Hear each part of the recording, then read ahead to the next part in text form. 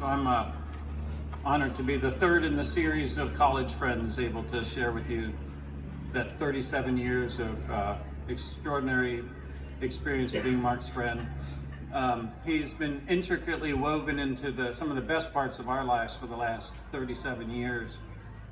Today I see all of us here to honor him, and I imagine how many more people would be here if everybody that he taught and entertained and enriched and enlivened, if they would all come to this park, the park would be overfilled. He had such an impact on the world.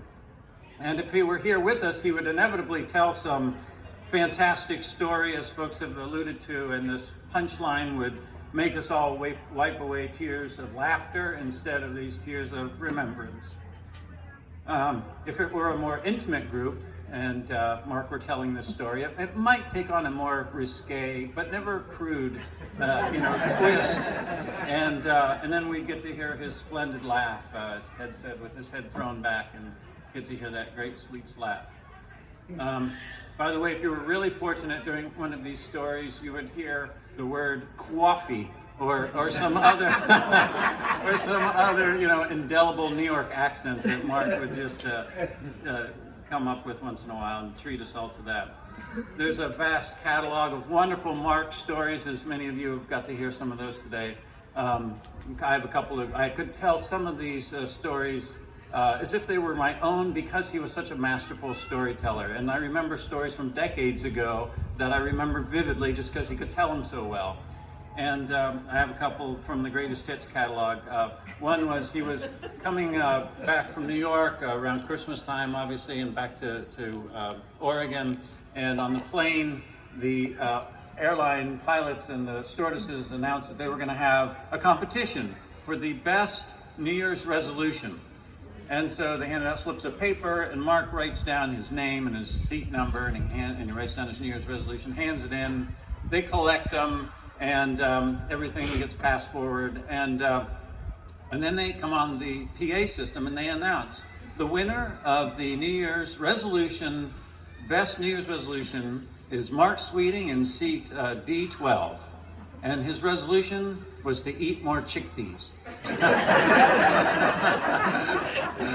So, and by the way, that made for a great gift on his 50th birthday. I bought him a crate of chickpeas. Every time I made chickpeas afterwards, I would send him pictures of the chickpea recipe and the dish that I made. So we had a lot of fun with chickpeas. There's another story. He was on a date in college, and he's walking around the streets after the restaurant, and he encounters a panhandler who's fraudulent because this woman had hit him up just the week prior with the same story, and Mark kind of just rebukes her and tells her to go away. The date sees this, and she's like appalled, and she yells at him, "You're nothing but a skinny Rush Limbaugh." And then she storms off, right?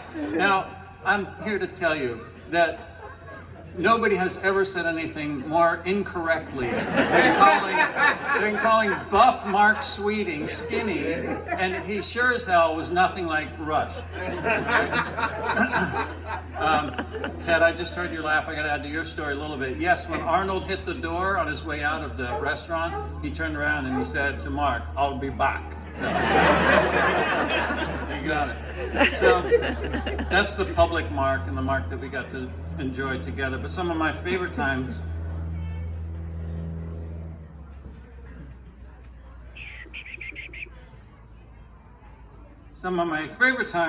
with him were just the two of us talking.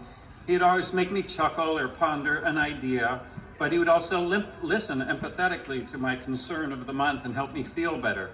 That's one quality, his empathy, that shined through this last year. Even though he was facing a catastrophic illness, he expressed concern on a couple of occasions that I might be uncomfortable talking with him about it. That was his capacity for empathy, was concern about others. He was also serious and profoundly intelligent, as all of you know. He devoured the New York Times daily. His bookshelves were full of extraordinary heavy lifting books.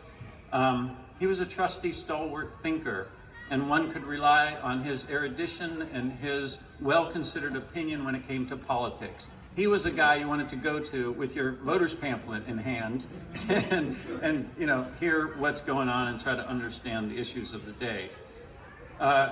He had an interesting focus on World War I. That was kind of one of the areas of history that he was particularly fascinated by. It seemed to both fascinate and horrify him because of its incomprehensible inhumanity. Because you see, Mark was a humanitarian. And this trait, I think, was demonstrated throughout his life and how he talked about his students, his friends, his family, social issues, and world events.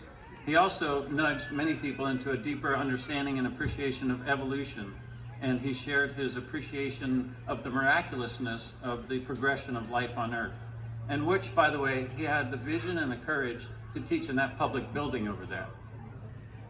Rita, you married an amazing man.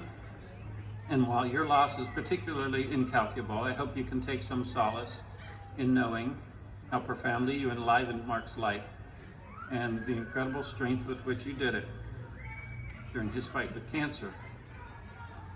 It is cliche to say when someone passes, but in this case it also happens to be true.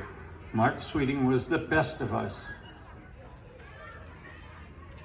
If you were fortunate enough to call him a friend, that association lifted you up, made you feel like maybe you're more worthy than you think you are because a man as superlative as Mark Sweeting saw value in you. So thank you, Mark.